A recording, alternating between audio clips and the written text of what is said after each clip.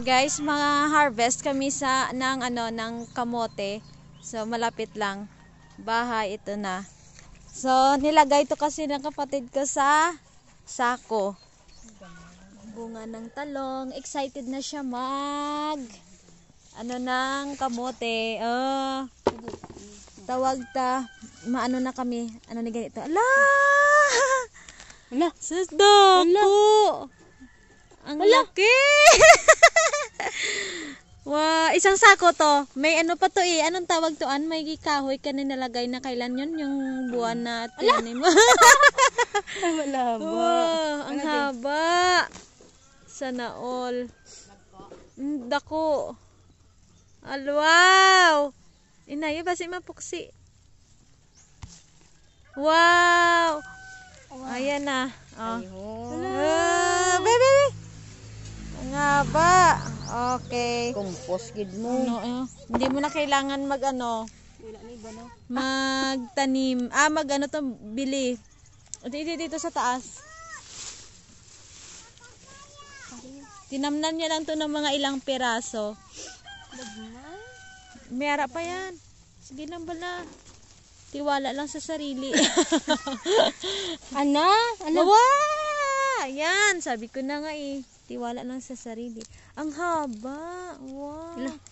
Compost to lahat. Ano mo, ang compost iyan mo na sa talong. Ito pa.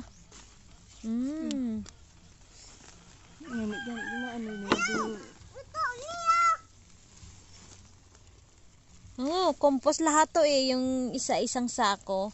Kaya medyo mataba yung natin. Kamote.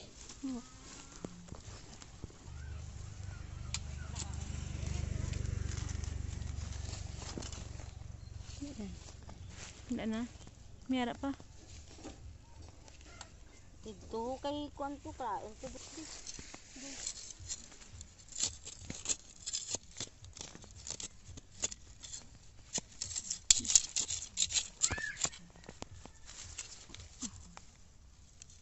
Binay.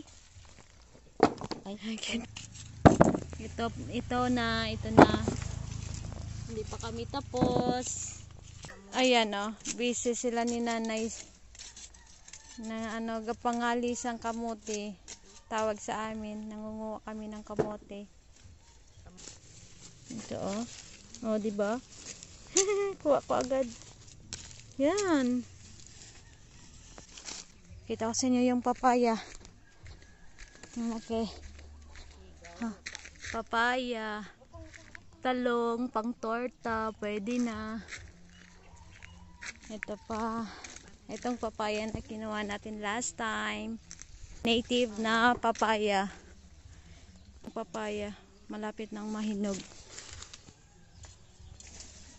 Mabali! Iyan diyo. Diri bala i-open diyan na yun. Iyan dako.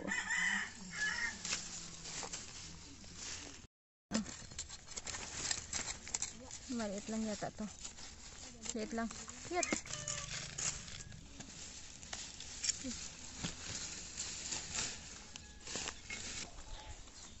Ito na, parami na kahit pa paano.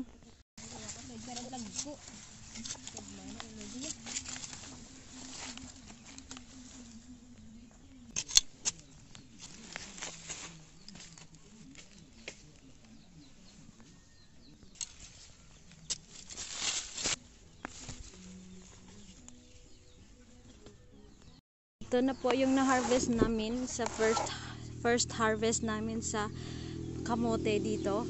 So ayan, may dalawang lutuan na or isang lutuan pang malaking pamilya, di ba?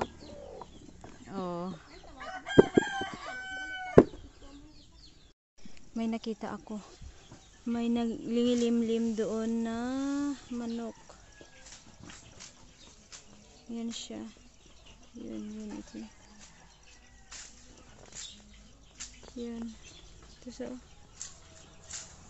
Okay ka lang dyan, manok. Nagtago pala siya. Hayaan na lang natin.